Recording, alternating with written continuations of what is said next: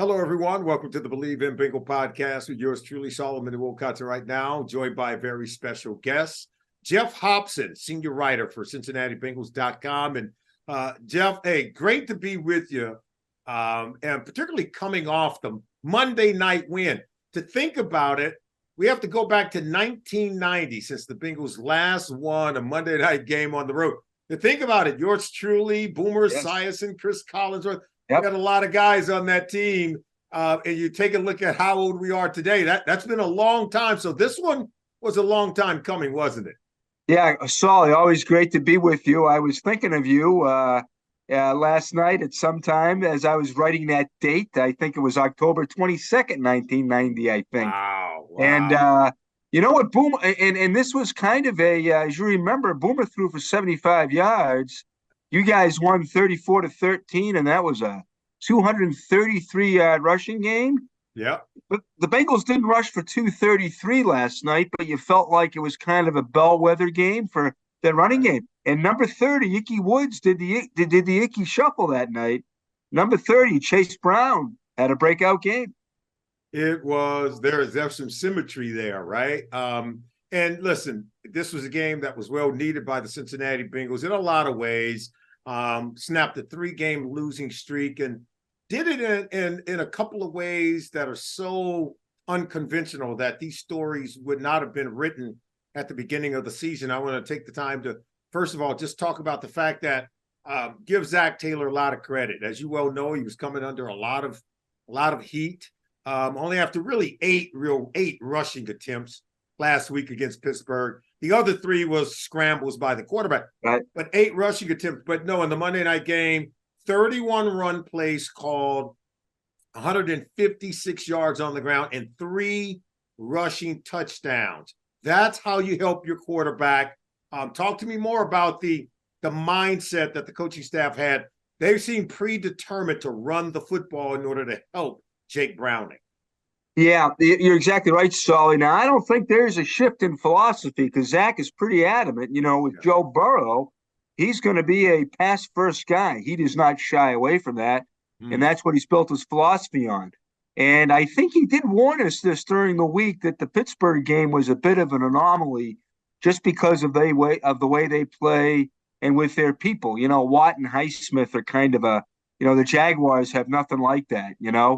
So he kind of softened it up for us. Like I said, I don't think it's a shift, but I do think what's important is I think he did see, and the players said it, Browning said it, Karras said it, the 76-yarder to Jamar was a totally run game, right? That was because they were running the ball. That's right. And That's right. So I think, maybe, and Zach is an evolving guy. So we'll see how that, kind of affects him. He likes to win, and he does win, and he has one year. So I think Chase Brown was an interesting guy, nine carries, 61 yards, very quick. And I think you're right. Browning isn't Burrow because that was only his second start, and they helped him. Browning said this after the game. He said, there were more 6- and 7-man protections than 5-man protections to help him on third down. I think they were solidly 4 for 21 on third down the previous 2 games, 8 for 14. So you tip your hat to Zach and Callahan. Not to mention that those third downs were of the third and medium, third and short. That's because they were winning on early downs, right? That's because they were winning with the run game. I saw some RPOs in there. I keep having fans saying, why do they keep running it up the middle when they're not having great success? I said, first of all, there was some success running in the middle. I think Joe Mixon, both of his touchdowns were up the middle. We know that Jake Browning's rushing touchdown was over the middle. Right. And so there was some room. Some are going to get stopped. Some are going to be successful. But you and I both know the main thing is to test the defense in the middle so that those RPOs work and the linebackers are biting. And then what happened? We were able to hit T. Higgins on some slant routes. Nobody's better going over the middle, by the way, in terms of being sure-handed. We completed a third down play on that RPO slant to Jamar Chase. He had to double catch it a little bit to haul it in. But what more can you say about that commitment to the run game on early downs to allow us to convert on those third down plays? And Sully, I'd like to hear your thoughts on this. I mean, is there a more criticized guy in the league who I think is so undeserving of the criticism as Joe Mixon? I mean, I look at Joe Mixon and I just think he's a productive guy. If he touches the ball, most of the time he's going to produce for you. He had 117 yards combined from scrimmage last night. And it's just like, I just, the criticism is such, okay, he's not these explosive plays. I get it, but I'm not sure, I mean, to me, he's a winning player, I mean, I just don't know. Listen, and I've seen him improve. I think by far, maybe not statistically, right, but I think he's having his best season as an NFL running back. Yeah, I mean, I agree. I mean, okay, he's not an analytics dream. Yeah. But, the last time I checked, if you get 4 yards per and you're available out of the backfield, that's a win. Yeah, I mean, I'm not a stat guy, I mean, I'm not an analytics guy, but I do have a feel for when a guy I think can help you. I think Mixon is just, and then you got the complimentary guy. Now Brown's got that home run ability. Yeah. Yeah, it's kind of a great combo. But I could tell you right now, league-wide, Joe Mixon is one of the most respected running backs in the NFL. Yeah. And I'm talking with people in a lot of different places, obviously doing a national show on Sirius XM NFL radio. Joe Mixon is a coach's dream because he keeps your offense on schedule.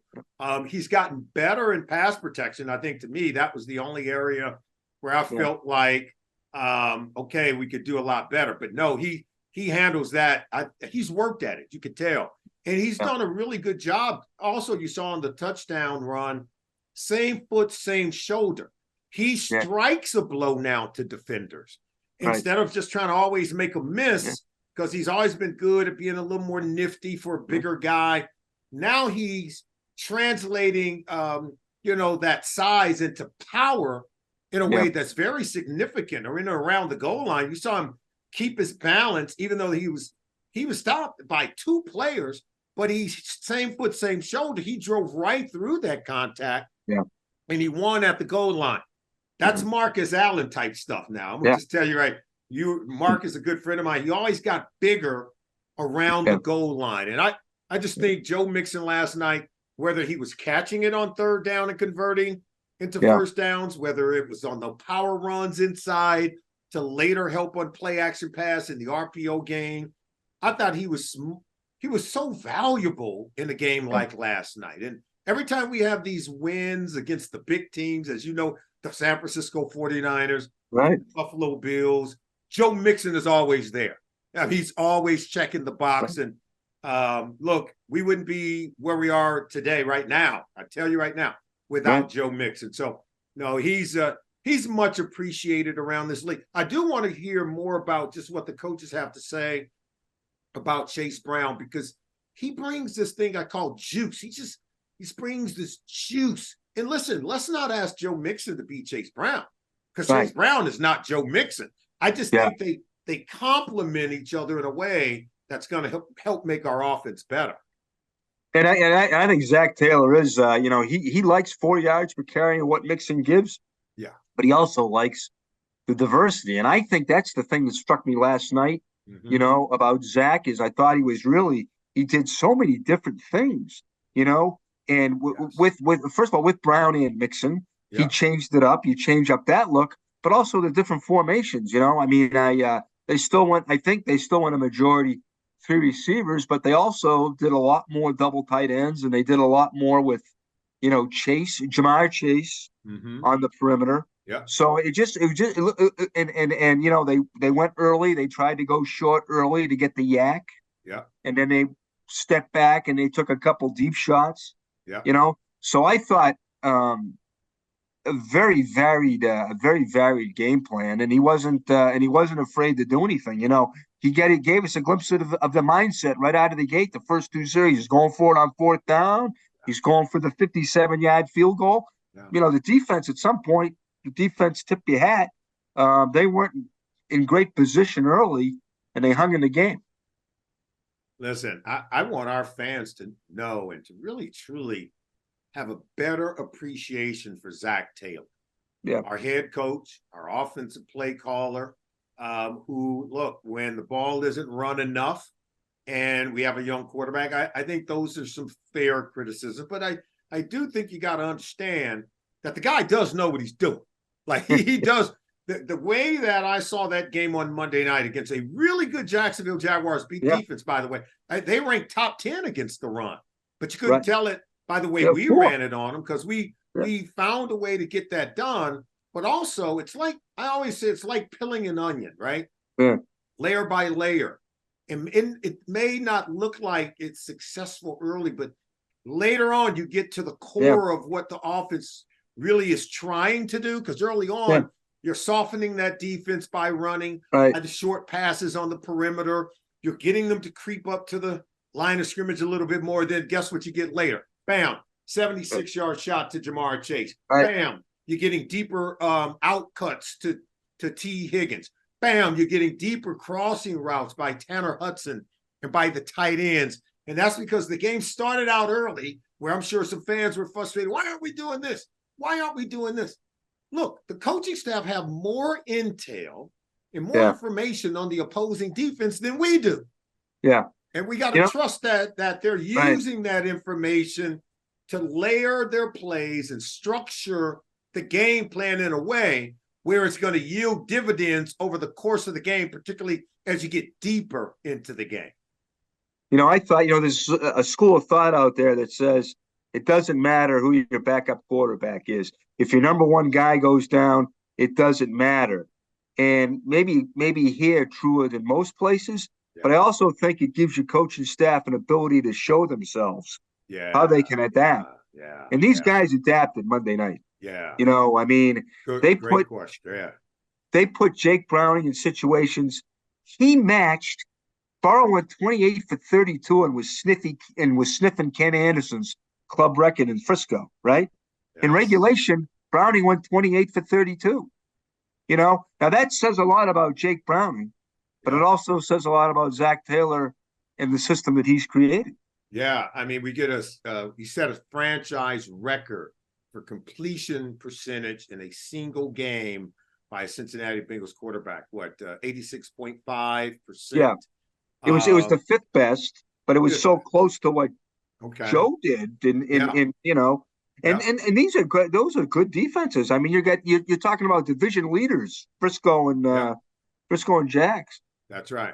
I mean, it was a phenomenal. It really did show that the coaching staff and how much credit they deserve, because when you can win, when you've got Joe. Maybe you don't want to give the coaches a lot of credit because you say it's all Joe Burrow. I keep reminding people that it's Zach Taylor who helped. Players don't just come in our league and you just throw the ball out there and say, okay, go do it. No, there's a plan, right? There's some coaching. There's some development that's taking place. And so we're going to give Joe Burrow all the credit for being who he is, but I think we got to give Zach some credit. And I think last night not only showed what kind of coach he is, but it showed what kind of players we have on. These are guys with deep character. They're very prideful because, as you well know, a lot of heads have been hanging around town with the loss of Joe Burrow. We lament his loss because we love him and we respect him and appreciate him so much. But we got to play these games, right? Right. And we got to play them with pride. These are the wins that I think once Joe Burrow returns. Now people understand. Now they're dealing with the 10-pound gorilla. They're dealing with something that's a special team, not just a good team with a great quarterback. I had a conversation. I do a conversation weekly, and this week it was Teddy Karras, and he talked about that. I asked him, I guess elite teams go through growing pains too. Yes. And this is an elite team. And they're going through growing pains. And he made the point, there just might have been a little bit too much talk about Super Bowl this and Super Bowl that. And let's slow it down a little bit. But now you throw this experience without Burrow. And this team is going to grow. I mean, this is going to help this team, I think, in the end. Now, I don't know how it's going to look at the end. How we going, are they going to be cashing playoff checks? I don't know, but I think in the end, once you get the big fella back, this will be an experience that they'll probably look back on. There's no doubt. The test of character, the test of their ability to fight. Now they got to fight for these games. Yeah. They come in knowing they got to fight, and boy, are they doing it. They put up a huge fight. I thought they fought really well against Pittsburgh, but that Monday night game against Jacksonville, the team that had won 7 of their last 8 games, the team that had they won, they would have seized control of the AFC playoff picture as the number 1 seed. And the Bengals went in to Jacksonville and stole that from them, ripped it right out of their hands. That was what we call a quality win. They're all good wins. That was a quality win, just like going out to San Francisco. Oh, by the way, we want to say congratulations to Ted Karras. He was nominated as Walter Payton Man of the Year for the Cincinnati Bengals. You and I both know that is no small feat. This is a young man that's doing great things in the community. So we want to take the time to recognize him. I want to talk about Jake Browning. I want to let our Cincinnati Bengals fans know a little bit more about him because, he played at Folsom High School. I thought they did a really good job of telling that story, just how good this guy was at the high school level, just how good he was at my good friend Joe Kelly at his alma mater at the University of Washington. Go Huskies, right? Yeah. And Joe is always about Jake Browning, man. But this is a guy, he's a different guy than what we saw in preseason. He's a different guy in the Monday night game. Help our listeners to understand what's been the difference. What is it about him that made him better than all these backups that we've seen so far in the regular season around the National Football League? Well, I think, one, he probably took more training camp snaps than any of them. Not only this past year, but the year before. Joe had the appendectomy 2 years ago. Took a lot of snaps. Took a lot more snaps this year when he went down with the calf. So that says a lot of it. He's been in the system for 3 years, which a lot of these guys, like he told me, he goes, I'm not Josh Dobbs. I just didn't show up on, Tuesday. He's been here for 3 years. That's a big thing. He's been in the league. He was with Zim in Minnesota for 2 years. So he's been around. This guy's been around. Also, the great Folsom, California connection. The Bengals' first playoff quarterback, Virgil Carter, was the first of the great Folsom quarterbacks. Wow. And so, Virgil took helped the 1-6 Bengals team go to 8-6 and win their first division in 70. Will another Folsom guy do some late magic? But I just got off the horn with Jordan Palmer in California, who helped him a little bit this offseason with his some of his mechanics, kind of his lower body, and he was saying Jake Browning probably the least amount of distractions around the guy. He's not on social media. Yeah. He drove an hour and a half like every day to get, to work on his game. And, like Jordan said, I bet you that he is, he's forgot about when the plane lands, he's already working on Indy, the guy's all football, I mean, he just, and he says he's like Burrow, he said, and Burrow said this early on. He's, Jake's a lot like me, and I think they share that. Yeah. They're just football junkies. They're gym rats.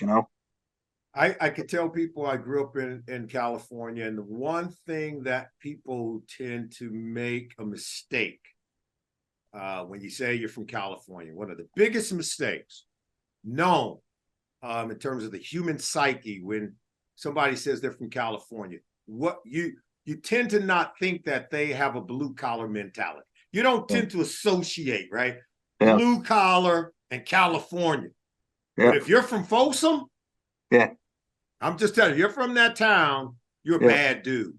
Yeah. I'm just telling you. Well, you're a Northern California guy, right? Solly, aren't you in Northern California? I'm from Los Angeles. Oh, okay. Okay. But we know about the kids from Folsom.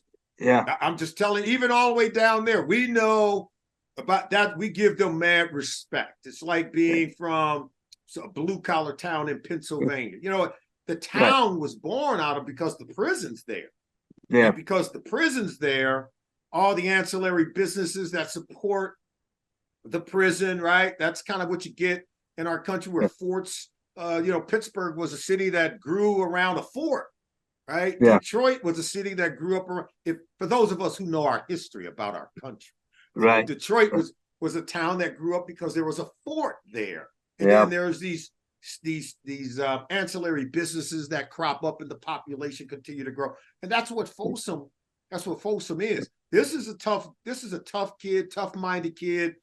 Played at a high school that's legendary for football. They're known for being a tough, hard-hitting football team in the state of California. If you had to play Folsom, you knew you had to bring your lunch pail. And so I just want to tell people about that. In that sense, I could see why he and Burrow are very similar, because they're both kind of blue collar. They play quarterback, but they're physical dudes, right? Yeah. And they're very tough. And two things they share in common, or another thing I should say, they're very smart, and they adapt to things very quickly. So I want you to kind of share what you've seen about Jake Browning, at least in those areas.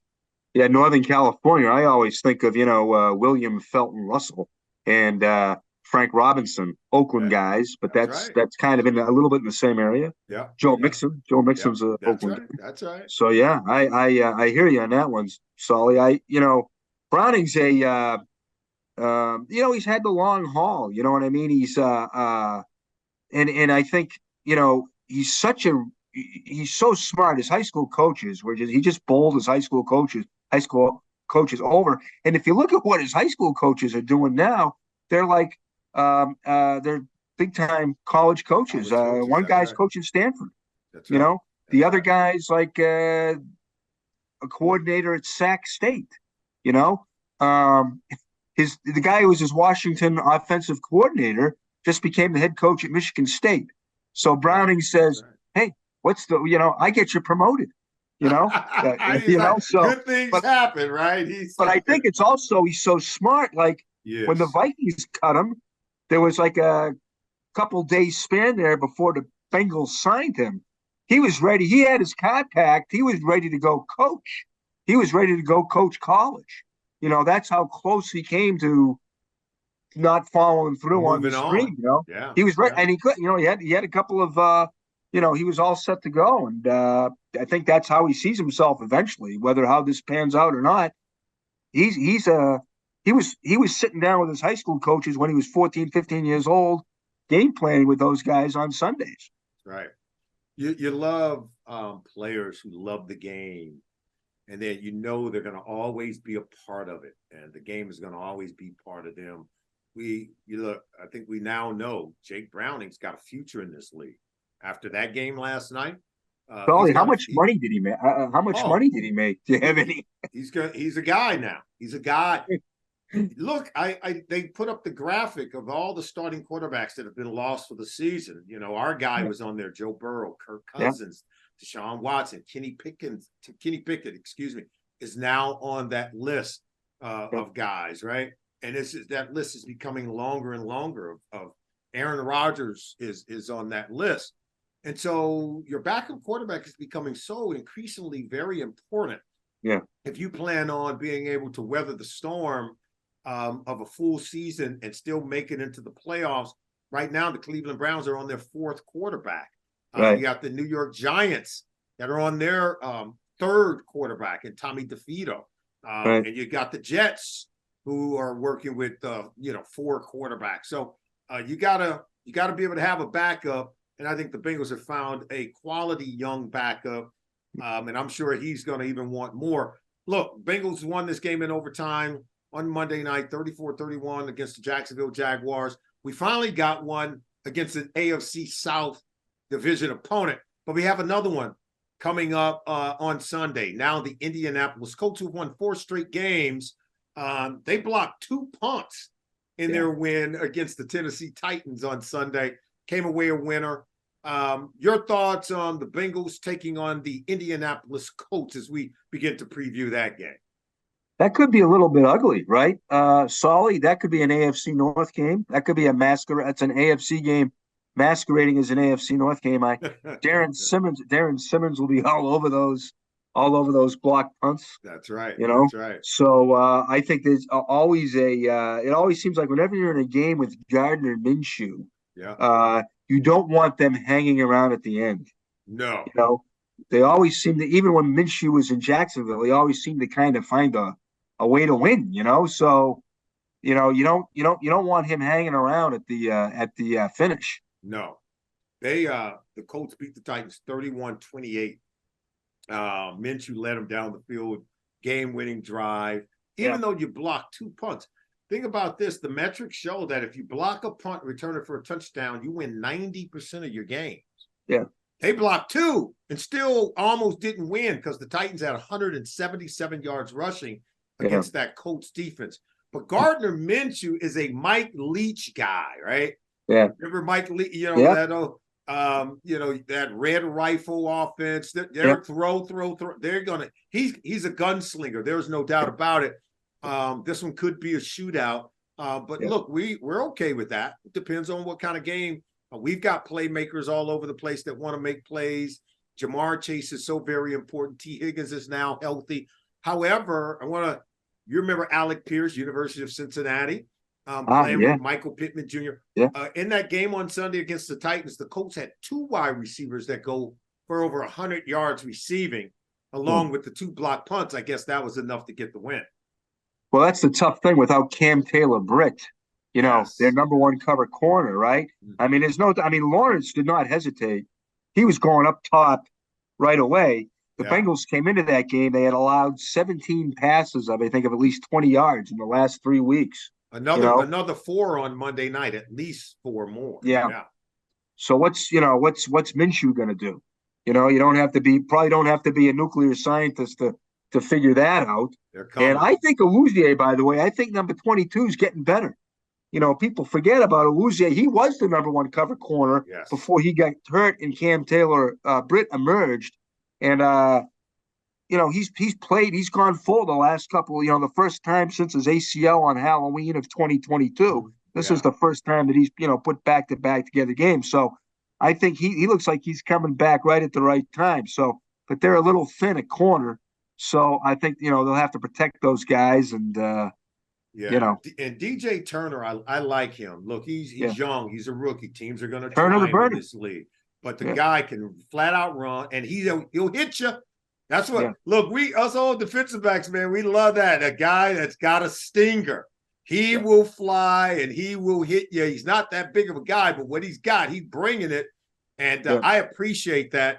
And my guy Jordan Battle, I got to tell you, man, he's looking good. These young defensive backs right now, I know it's got to be killing Lou Anarumo, but there's some growing pains here. Yeah. But I'm seeing these young guys. Here's what they've got. They're fighters. They're tough. They're physical. And even though they may have a moment where they give up a play here, they don't step back. They come back and they keep battling. I love it. Yeah. I'm dying to get your take on the secondary, Saul, because I know they're inexperienced, but what they seem to have inexperience they make up for with speed. That's right. Probably got to be, with all due respect to the SWAT team, I gotta believe this is the fastest secondary the Bengals have ever had. It's got to be. I mean, I'm going to blame now the Cam's out. Yeah, my guy David Fulcher, he's the one that kind of held us back on the speed thing. He was not running the anchor. He was probably running the second leg. Right? But he can ring a few bells, if you know what I'm saying. Let me say the most underrated stat in Bengals history is David Fulcher's 31 picks. He was a guy who basically played linebacker, and yet he had 31 picks, which is, everybody thinks of him as this big, run player. 31 picks, man. He had a nose for the football. Listen, that's why in my heart I did not want to see Jesse Bates lead this thing. Yeah. Some guys have a knack. Yeah. They find the ball and the ball finds them. I'll tell you, Dax Hill gets around the ball. Now, he had trouble finalizing that interception. Mm-hmm. And that's think about how the game changes there. A red zone interception. He's there to make that pick. Yeah. And it goes off his hands. And this is the kind of year it's been. It goes right to the guy. I know. It goes right to the rookie, who makes his first touchdown catch. But Dax Hill, if you look at his numbers, he's always around the ball. I think he's going to be a great player. He's terrific. He's going to be a great player. He'll finish those plays. Jordan Battle is a hitter. The guy's smart. He knows how to stay on top of deep defenders. He was taught by the best in Nick Saban. Trust me when I tell you, the guy knows what he's doing.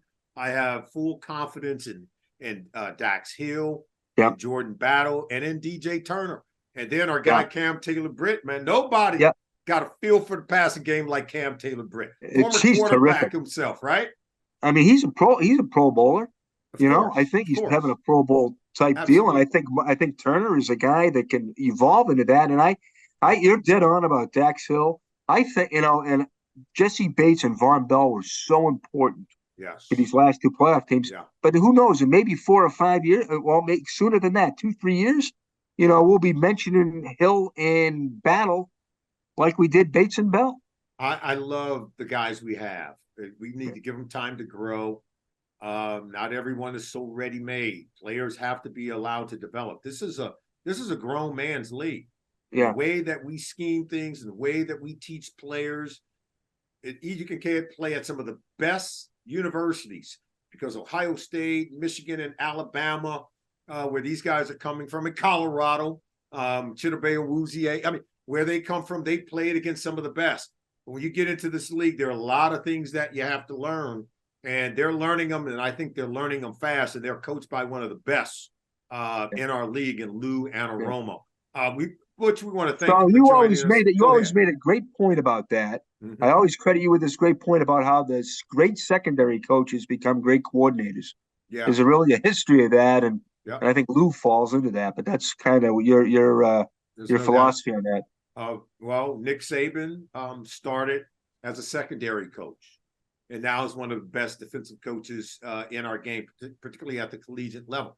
Bill Belichick started as a defensive back coach, as a secondary coach. Mike Tomlin started coaching on the back end. Tom Landry, Dick LeBeau, Herm Edwards, Tony Dungy started as a secondary coach. I mean, the list goes on now. I've done my homework on this. So Mike Zimmer, the great Mike Zimmer. Mike Zimmer as well. Oh, yeah, Mike Zimmer started as a secondary coach, coached primetime Deion Sanders in Dallas, right? Right. And he's brought a few really good defensive backs here, because that's one of the positions that's near and dear to his heart. The guys who understand that part, because you can play from back to front. I know there's this thought that you play from front to back. If you don't let them throw it over your head, man, you shrink the field. Right. And then you help your defensive lineman. I always said pressure leads to picks. We need those guys getting after the quarterback to force errant passes and disrupting the timing. But we help defensive linemen as well with coverage sacks. We got to hold up in coverage so that they can get there with second effort, which is what you see Sam Hubbard and Trey Hendrickson. Nobody are better than they are with second effort. And my man, B.J. Hill, is he not having one of the best years of anybody on the defensive line around the league this year? He's incredible. Right. And he's playing, and people are saying he's playing too many snaps. He's playing more snaps than he ever has. But he doesn't have the sacks, but he's always tipping the ball, or he's always making he's always making a play. Disrupt. Yeah. Well, hey, Geoff Hobson, senior writer, Bengals.com. We appreciate you. You're the best, my friend. Keep up the great work. I'm going to keep reading it and keep having you on the show, because we have to bring you on to enlighten not only myself, but all Cincinnati Bengals fans that you've been doing for some 30 years now? How long have you been doing this? It's 1990 since I covered you beating the Browns. That's right. And I must say, it's a pleasure to be with you. Solomon Wilcots, Cincinnati icon, SWAT team member, Super Bowl AFC winner. That's right, man. Hey, just a little bit, just a few seconds, right? Just a few seconds now. I'm telling you, we had them on the ropes. We had them, But you got but you can show the grandkids the SWAT poster. Not many guys are on a poster.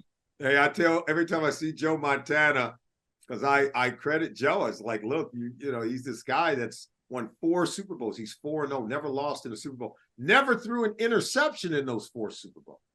And then I tell him, I said, but you did throw one. We just didn't catch it.